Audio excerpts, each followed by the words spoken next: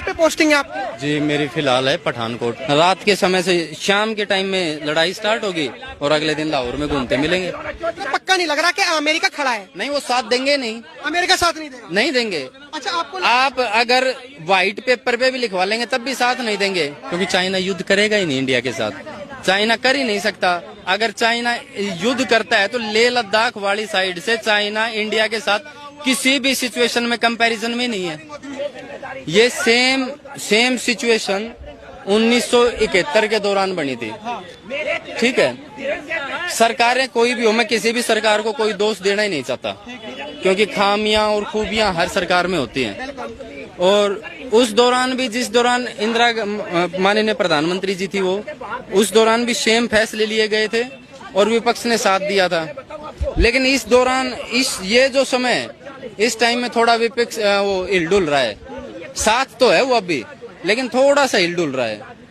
और युद्ध होना निश्चित है। युद्ध होना निश्चित है? युद्ध होना निश्चित आपको है। लग रहा है कि देश में इमरजेंसी भी लग सकती है? नहीं, क्योंकि बहुत सारे लोग नैरेटिव बना रहे हैं कि इमरजेंसी भी लग जाएगी, क्योंकि उनके जो फंडामेंटल राइट्स जो आएंगे उनको बीच में भी हमें हटाना है, तो इमरजेंसी तो लगानी पड़ेगी।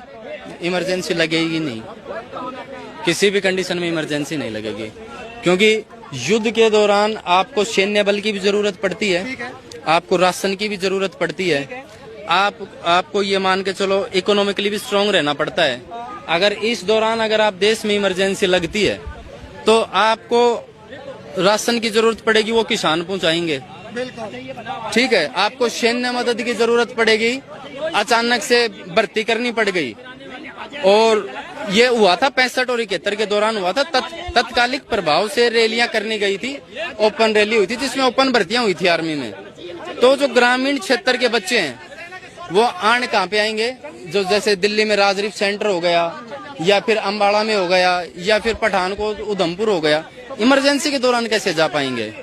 ये कोई भी लोग जो ऐसा बोल रहे हैं कि इमरजेंसी लगेगी, ये उनका नैरेटिव ही गलत है, वो कुछ और फैलाने की कोशिश कर रहे हैं। आपको लगता नहीं है कि जिस तरीके से अभी युद्ध की जो तैयारी हो चुकी है, हमने भी थोड़ा पढ़ा तो वो बलूचिस्तान की तरफ से भी हमारी आर्मी तैयार है, जो पानी की तरफ से नेवी वगैरह है, पीओके की तरफ से भी तैयार है, पंजाब बॉर्डर हो गया, राजस्थान बॉर्डर हो गया, पूरी तरीके से तैयार है। आखिर में पाकिस्तान को किस तरीके से तोड़ा जा सकता है?